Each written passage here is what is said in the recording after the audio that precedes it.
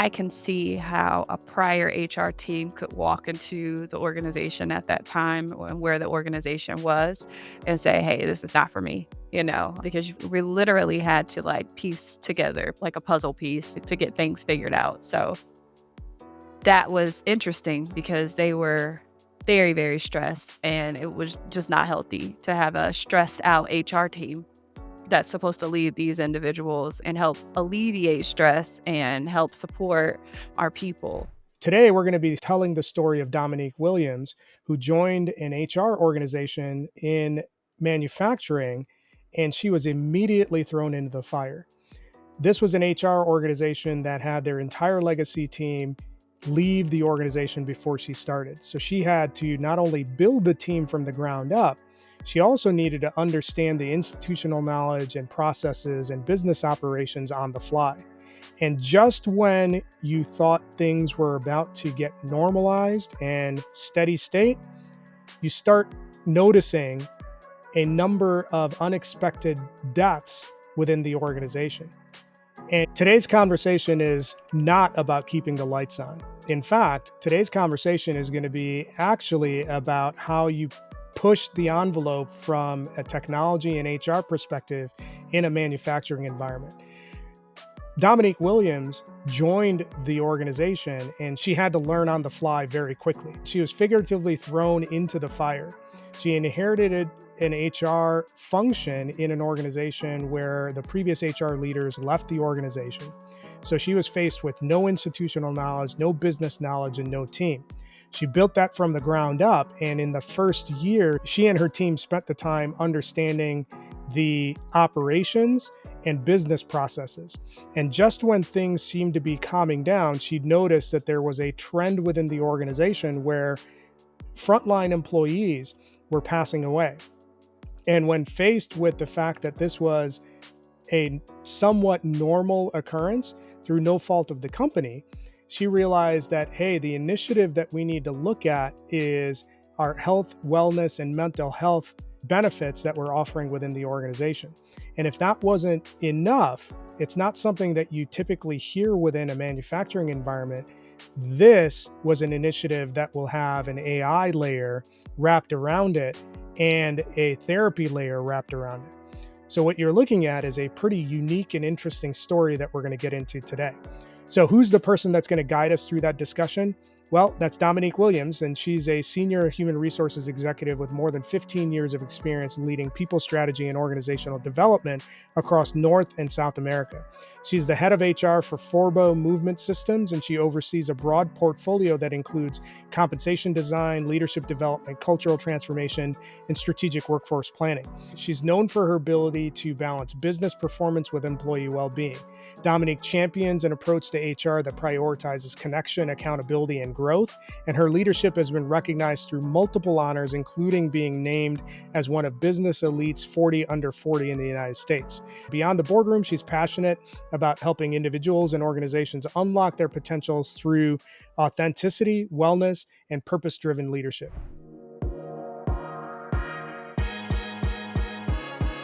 Dominique, welcome to the show. Thank you. Pleasure to be here. Yeah, I'm looking forward to this conversation. I think it's going to be a really interesting discussion on some of the things that you've been doing from an AI perspective. But before we dive into the meat and potatoes of that conversation, why don't you give us a quick overview of your roles or your role and responsibility in your organization? And that's going to set the stage for the conversation as we go. Yeah, absolutely. My name is Dominique Williams, and I am head of HR for Forbo Movement Systems. They're head of HR for North and South America. So I support any of the employees in that region. I've been with the company for a little over 3 years now and super excited of everything that me and my team have been working on, particularly in the mental health and wellness space as well.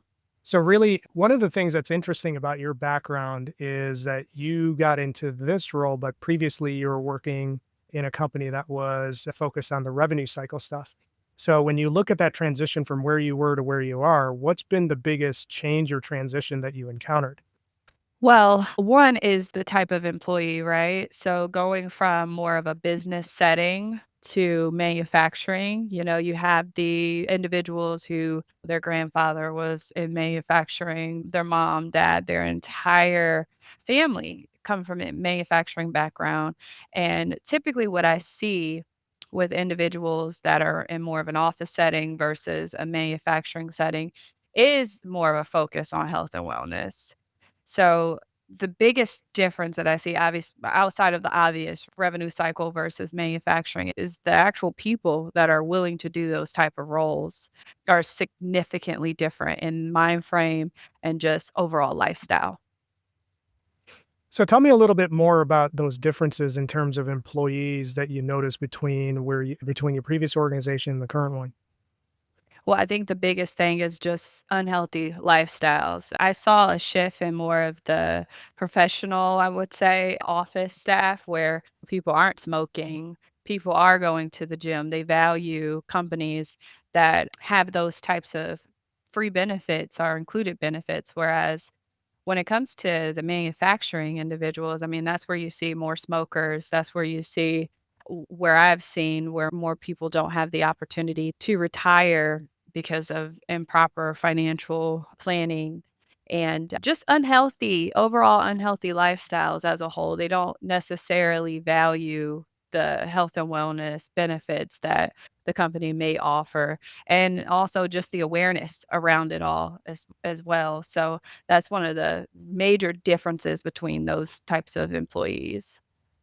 So, what's interesting about what you're describing is that my understanding of manufacturing environments, and I haven't been in one for probably 20 plus years. Like Mhm. I worked on a shipping and distribution floor when I was in college. Mhm. But the thing that I think about those environments is that when you look at frontline workers in those environments, they're often operating in survival mode. They probably have two or three different jobs and they're doing whatever they can to make ends meet. So it doesn't sound out of the ordinary that they're not focused on some of those higher level things. So when you look at walking into that sort of environment and maybe an employee population that is in fact in survival mode, what are some of the things that you need to do to shift that thinking to some of these wellness oriented initiatives that you have had on your radar? Well, first things first is you have to educate, right? If people don't know the impacts of their actions and the positive impacts that living a life focused on health and wellness can have on them, then basically you're doing it all for nothing. So the first thing is with education. So we decided to do, benefits fairs. We bought, and we've bought people on site from gyms to help with stretching. We do send out information as well as far as health and wellness just to, educate the employees because if you're not living a healthy lifestyle and you're not seeking it out, and your parents didn't seek it out, your grandparents didn't seek it out, and this is kind of how you've lived and how generations upon generations have lived in your family, sometimes you need someone willing to educate you and give you the information.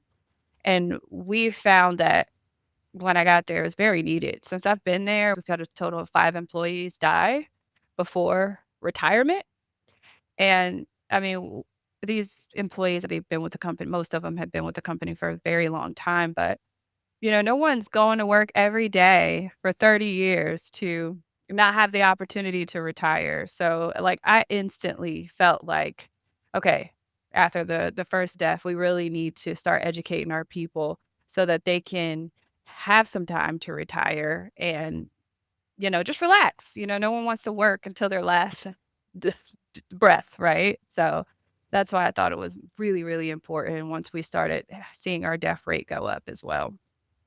Got it. So, even this early in our conversation, you're pretty passionate about health and wellness. One thing that I'm curious about is, was this on your radar when you were interviewing for the job? Was this on the radar of the organization and its leadership when you were in the process of joining the organization? Not at all. So, one of the big focuses was building processes for the HR team and just ensuring that we had good recruiting measures. So, it definitely wasn't on the company's radar. It's a little unfortunate, but That's not unusual for a manufacturing environment either. So I don't really blame the leadership for not having that focus, but I think as HR individuals, we need to bring that focus to the organizations because most people just aren't thinking about it. So you join the organization, your passion for health and wellness isn't on their radar. You're brought in to, optimize process, which is not unusual for a manufacturing environment. When you walk into your HR team and you're taking a look at the HR landscape as well as the organizational landscape, what are the things that stand out to you and what did you notice? Well, the prior HR team, funny story, the prior HR team all left. So they had all left. So my team was all new and hired through an agency prior to my arrival. So I had 2 team members and they were stressed. It was clear that my team was stressed. They didn't know what to do. They needed some direction. And I can see how a prior HR team could walk into the organization at that time and where the organization was and say, "Hey, this is not for me." Because we literally had to like piece together like a puzzle piece to get things figured out. So that was interesting because they were very, very stressed, and it was just not healthy to have a stressed out HR team that's supposed to lead these individuals and help alleviate stress and help support our people. So that was the really tough task for me was to get the HR team aligned with, we're going to lead from a place of clarity and not depletion. So that's easier said than done. I mean, I'm thinking through what you just described. You walk into an environment, the entire HR team that was there before is gone. Everybody's new within HR. Mhm. So you have to piece together the puzzle pieces and you're tasked with optimizing all sorts of stuff, but you have zero institutional knowledge. So where did you start? How did you start? Walk us through that.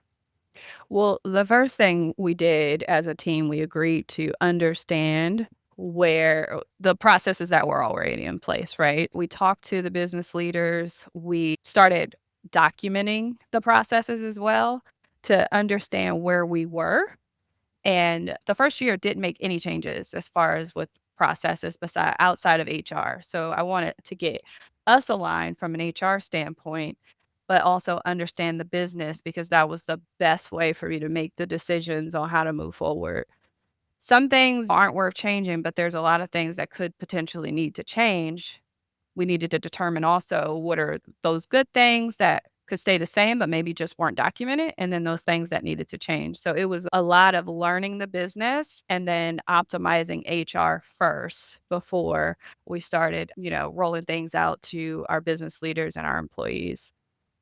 And in doing that, also I had to keep my team at lower stress levels, right? So because I'm asking them to do big tasks, I encourage them to take time off. I don't want you to be a workhorse and you're coming in every day and just feeling like we're getting nowhere. So I encourage them to actually take some time off. I was very intentional about not calling them after hours. So if I was to call them or send them an email after hours, it was strictly an emergency because I just did not want them to get to such a level of stress that they leave, right? Because they're like, "I didn't sign up for this."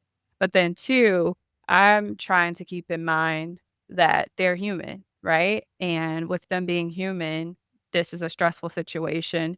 This could cause, and I don't know what else that they were going through because I just met these individuals. So I don't know what their home life is like either.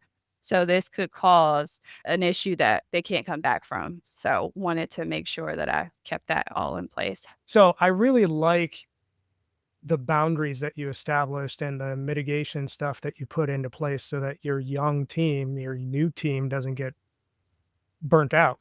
Mhm.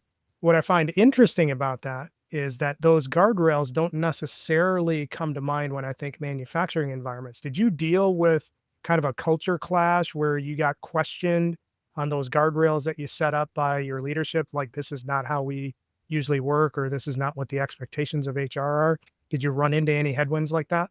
Well, actually, I did it, which is surprisingly because the other HR team just at one point they checked out. So they were almost like non-existent and they were all just waiting to work through their notice periods. So they were very pleasantly surprised and pleased with the fact that we were making ourselves available during normal office hours. And the team would sometimes, and myself would come in earlier as well to kind of touch that third and first shift pretty early on. So we just adjusted our hours, but we actually still made ourselves available, and the company was pleasantly surprised by that. Now there was other Nice. complaints that came about, obviously, but not from a standpoint of being available. Got it. Okay. So you documented everything over the first year. You didn't change anything after that first year. And you mentioned this earlier. During your tenure, you had 5 people pass away in the organization. So, how did that shift your focus in terms of what needed to be done within the organization? When the first step happened, obviously, it was a shock to the organization, and, we just started hearing stories about, "Yeah, and this person passed away a few years ago, and this person passed away," or, years before that. So it made me just really take a step back and say, "These individuals who've been here for a very long time, they've been experiencing death." With their coworkers for some time now. And that's traumatic in itself to come to work every day with someone and then they pass away. And when you compound that with multiple deaths, that can't be good for mental health. So I immediately started thinking about the mental health of our employees. And at the time we had EAP program, which I think most companies have, where you get 3 um, mental health sessions for free, and then after that, they have to pay, and, it was underutilized, which most companies, I think the EAP program is underutilized because of, just different issues, right? You have to schedule the time between 8 and 5 to meet with that, person in person, or they don't have any virtual options, all of those types of things, so, it was clear that we needed to do something at that point.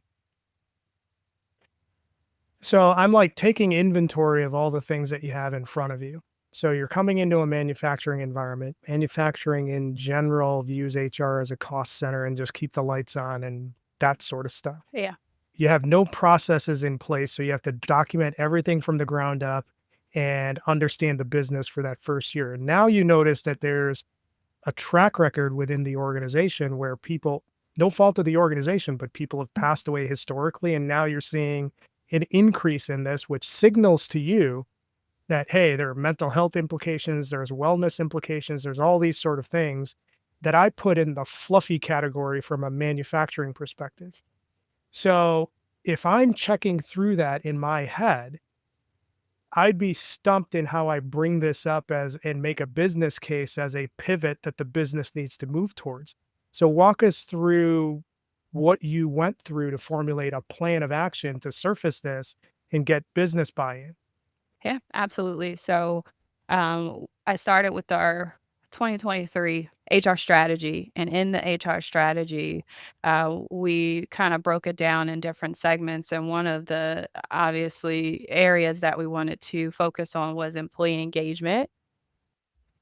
So I kind of threw the health and wellness as an engagement piece, which I don't think a lot of people do. They just kind of section it off as benefits and, obviously keep the cost down. And then we throw something in there about keeping employees healthy. But I actually threw it in our engagement strategy where we were going to commit to doing financial literacy on a quarterly basis, a health and wellness initiative on a quarterly basis as well, and just came to my team and teammates that are outside of HR and my HR team with facts. It is proven that the healthier the employees are, that engagement increases and employee satisfaction increases when employees are healthy and they're showing up to work and they're happier. So it was not a hard sell, to be completely honest. And the first initiatives that we went into didn't cost much, right? We invite banks on site to talk about financial literacy. And obviously, they want to because they want to make a sale, but they're also giving valuable information that the employees may not know. And then when it came to the health and wellness, we leaned heavily on our benefits brokers and vendors as well to come in. And we basically set the expectation. We want you guys to come on site and talk to our employees and give them information that will help them in overall life. And we committed to doing these things on a quarterly basis, and it was a pretty easy sell, and, we just kinda had everybody band together with that, and we moved forward, and we, kinda worked it as a project, right? Where, the deadline when things need to be done, and we need to commit to this, and we also explained it to the employees at, a town hall, employee town hall, to let them know so that they can hold us accountable as HR people to do what we said we were gonna do. So when I hear you describe that, two things come to mind. So I'm a retention and turnover nerd. So all the stuff that you're talking about, like, checks all the boxes of what you should do from an organizational leadership perspective to maximize retention outcomes. You, as an HR executive, know all the same stuff that I know from, like, what are the impacts. What I'm thinking about is a two-pronged challenge. There's going to be probably people on the business side in leadership that are kind of looking at you sideways, but more importantly, you have an entire employee population that probably didn't pay attention to, like, any of this stuff. So those are two, different but difficult challenges to overcome. Mhm. What did you encounter when you were looking at those two employee populations? And then how did you overcome the challenges that, if any, that popped up? Yeah, I think the biggest thing in the beginning is we did have to incentivize the employees for showing up. Even though I know we would think, yeah, they should wanna do this, but in fact, they don't because it's not a part of their lifestyle, right? So, we just did different things to incentivize them, whether it be a raffle drawing, which everyone loves money, right? If they showed up and participated, they got entered into a raffle drawing. Obviously, we also included food as well for those individuals. So, that was the easy part, right? Was those individuals who, are that employee population that probably doesn't care or pay attention to this type of stuff. The hard part was the management team, right? And them committing to allowing the employees to come and not making those excuses, oh, we're too busy, all of those types of things. So we had to ensure that on the front end, before we had any type of event or any type of on site, that we spoke to our business leaders and got worked out a time that worked best for them so that they felt like they had a choice in all of this. Even though obviously we knew we were going to do it, but we also wanted them to have some say so in how we did it and how we communicated it to the employees and when we allowed and how we allowed them to participate.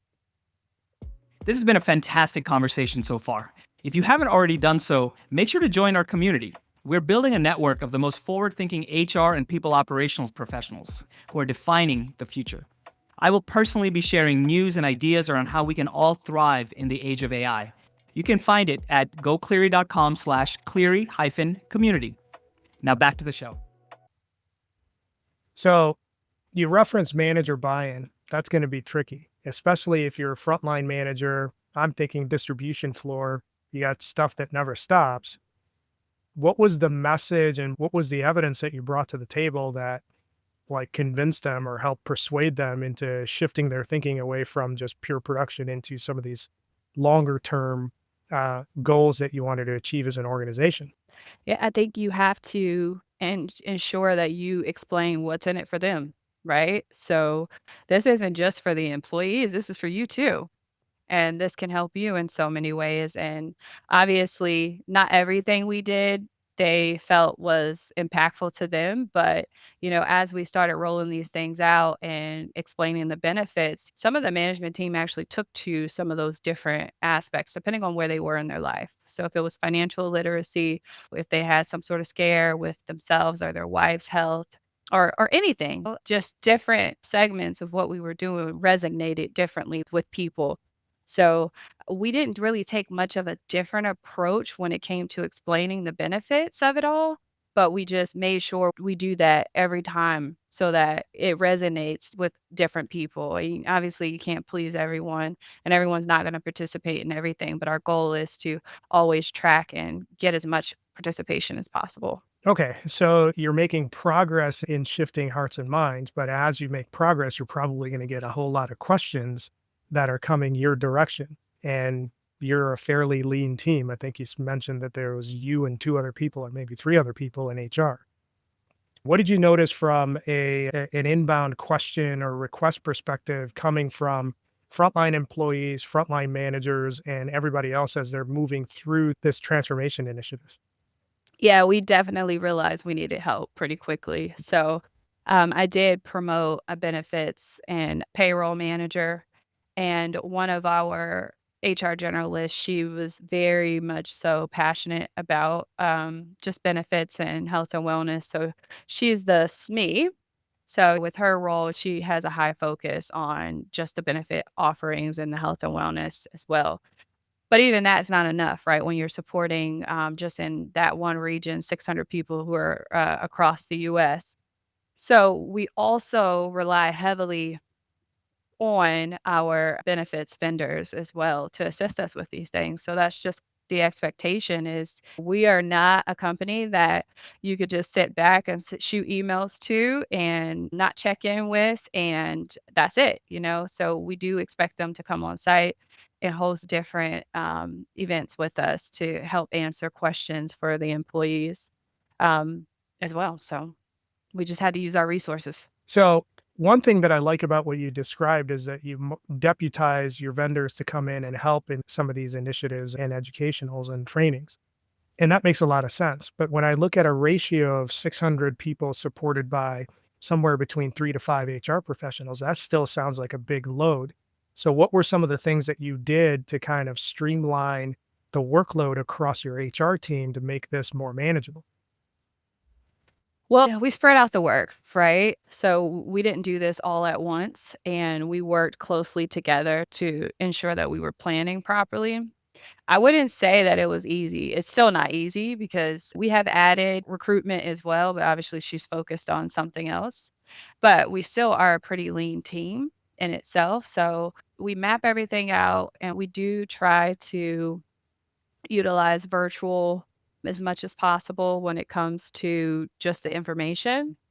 We have 3 main sites here in Charlotte, and with those main sites, we split up when we're having these types of events. So they're usually spanned across over 3 days for the 3 main sites. And obviously, it's the same thing in each site, but that also helps with the number of questions with us being in person because all of these sites have roughly 100 people in them versus us having one big event and then 300 people asking questions all at once. So we just had to kind of split up the work and do it in smaller pockets. Got it.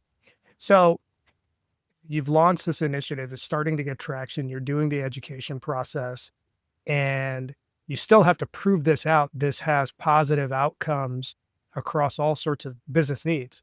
So, how did you tie those things together to make the case that this needs to be continued and even expanded? Yeah. Well, since we've been doing these initiatives, obviously our overall costs for the benefits for medical benefits have gone down, which obviously when you're talking to operations guys and finance guys, that's the easy sell when you are saving money. And our employee satisfaction surveys have gone up too significantly. So those two are to me an indication that we're headed in the right direction. I do think we have some more work to do when it comes to ensuring that our employees are healthy, but it has definitely we've seen a major positive impact from the financial side of things. And it's just because I think the employees are more aware going to get their preventative care. They're also ensuring that they're just making healthier habits, I think, as a whole. So those have been two ways that we've been able to express the overall impact to our business leaders. So, those are pretty significant impacts when you have the cost for healthcare go down and employee satisfaction go up. That's a no brainer. The thing that I'm thinking about is when I think about a manufacturing environment, tenure is always going to be choppy, especially in frontline distribution or hourly roles. So you have this constant churn of retraining. What were the things that you did to maybe stabilize the level of churn and make sure that you weren't constantly in this sort of hamster wheel cycle of having to hire, train, onboard only for those people to wash out? Like, what were the things that you put into place there to make that more efficient? Yeah, absolutely. Because when I first got there, I think our turnover, it was plus 30% turnover, which is pretty high. It was over the national average. And we've gotten down below that. We're roughly sitting at about 24% turnover, which we still have some work to do, but coming from, seeing a 10% decline is good, right? Over 3 years. So I think where that is, what we did was we started to focus more on getting the business leaders engaged as well and training them on how to handle certain situations. Because as you probably know, in a manufacturing environment, the way that situations are handled and sometimes the language that the management team may use towards the employees are not always politically correct or the nicest. So we decided to do more training when it came to just overall leadership. I mean, we partnered with UNC Charlotte to give essential leadership training to all of the management team and also do a lot of virtual trainings. And we ensure that, harassment prevention, all of those types of things are happening on a yearly basis. And that we're having these conversations. We have a supervisor best practice meeting as well, where they can share best practices with each other and talk through how to handle certain things. HR is there and present each time. And I think just having that combined has helped reduce turnover as a whole. There's been a pretty significant level of impact, positive impact as you roll this out. But there is something unique about prioritizing health and wellness in a manufacturing environment. That in and of itself is, I would say, that's pretty innovative as an initiative within this space because normally those spaces don't really look at that as a primary thing to focus on. But there was a unique flavor to the program that you rolled out that was pretty interesting too. So tell us a little bit about how your program was structured a little bit different to be even more cutting edge than what you would think a manufacturing environment typically takes on. Yeah, absolutely. So we rolled out a supplemental benefits program. It's called Champions Health. And this program offers 100% free mental health sessions and you could do virtual and or what's pretty unique is that and you could do virtual with an actual licensed therapist, but they also have this chat with Bella, which is all focused on mental health. So you can chat with Bella if you're feeling depressed, if you're feeling anxious, if you need some coping mechanisms. And what I like about it is obviously it's 24 hours. So they can chat anytime. It doesn't replace the fact of you may need to speak with a therapist, a live person, but it gives an option when a therapist isn't available because, I mean, unfortunately, we're all human and there's not many. I don't think I've ever heard of a 24-hour therapist, someone that you can call at 3 a.m. or chat with at 1 a.m. when you're feeling anxious. So, Chat with Bella has been very helpful in a sense, and I've used it myself just to, help with any forms of mental health that you may be having, episodes that you're having at the time, I guess.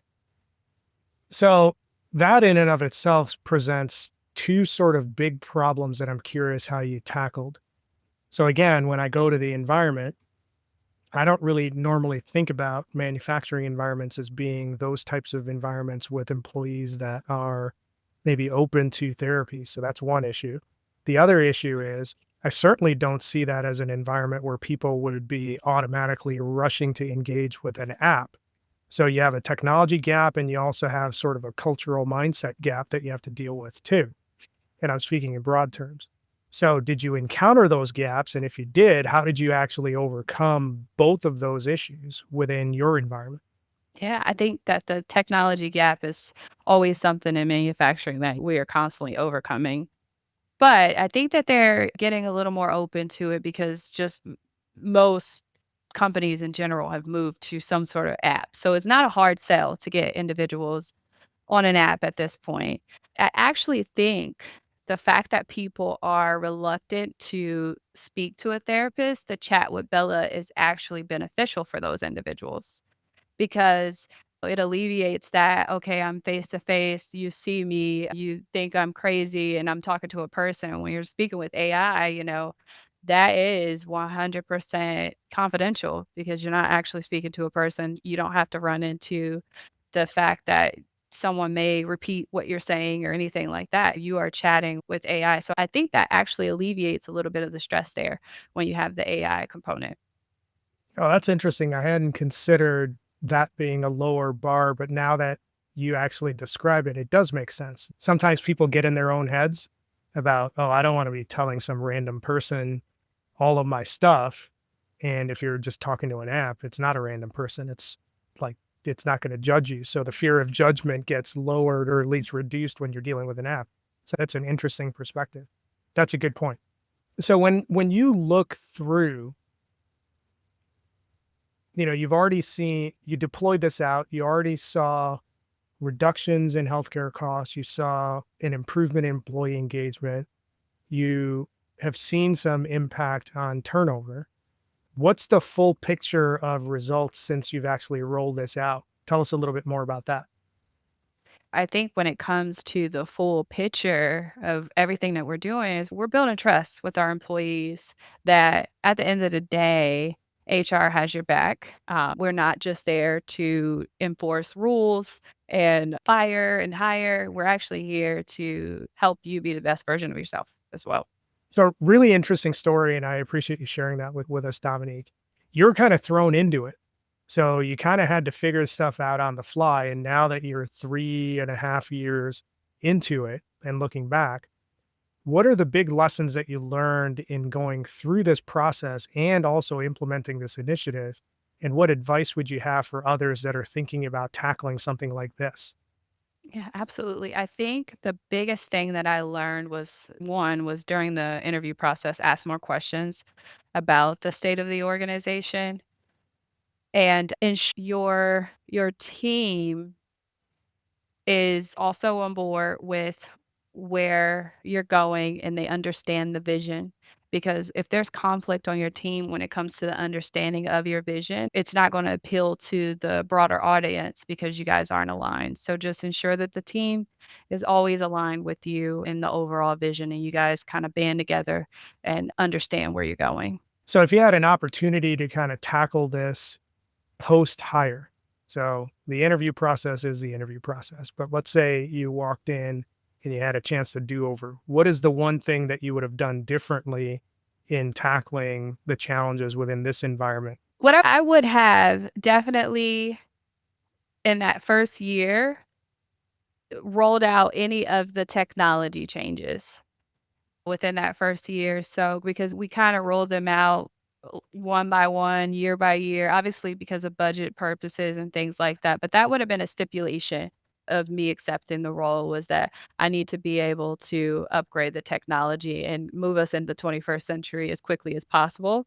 so that it doesn't feel like a constant change to the employees. Because I do think every time that we launch any new technology, it does feel like, okay, we're changing again. We're enhancing, but employees don't always view that as an enhancement. Sometimes they view it as a hindrance to getting where they want to be. That's a really good point about the change management piece of it, because it might not seem like a big deal to you or I when we're going through a process, but if every year there or every 6 months there's something new that's being rolled out, the mental load on employees who are already in survival mode is going to be pretty big. So that's a good call out. Mhm. I'm sure people are going to want to dig more deeply into this conversation and just in general the stuff that you've done.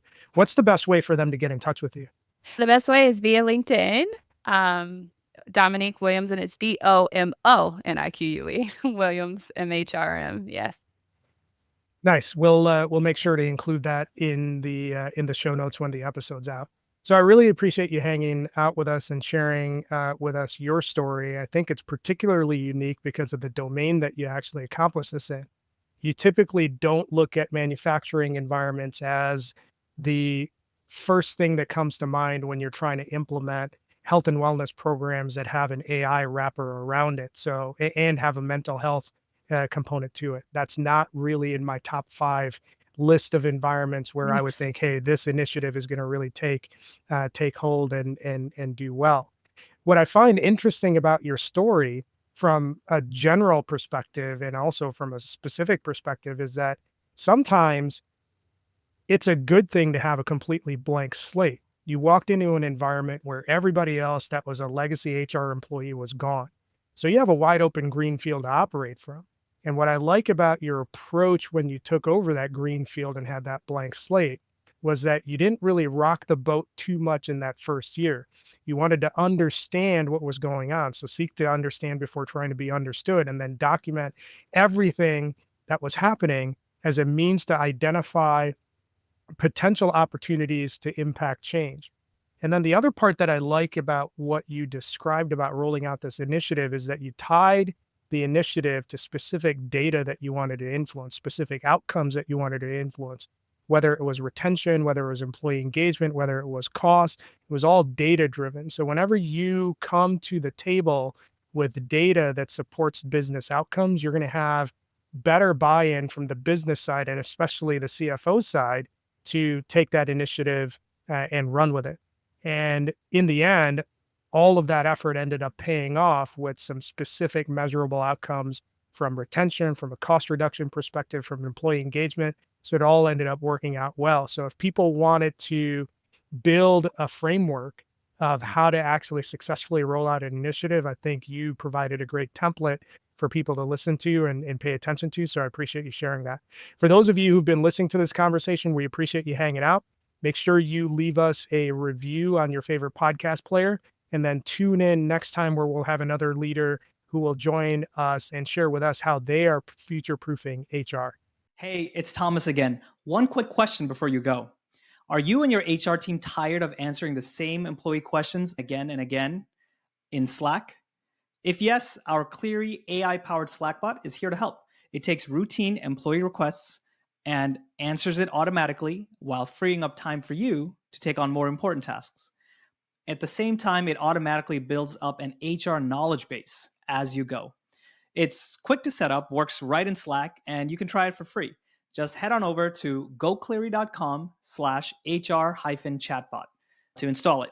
It's again, gocleary.com/HR-chatbot. Thanks again.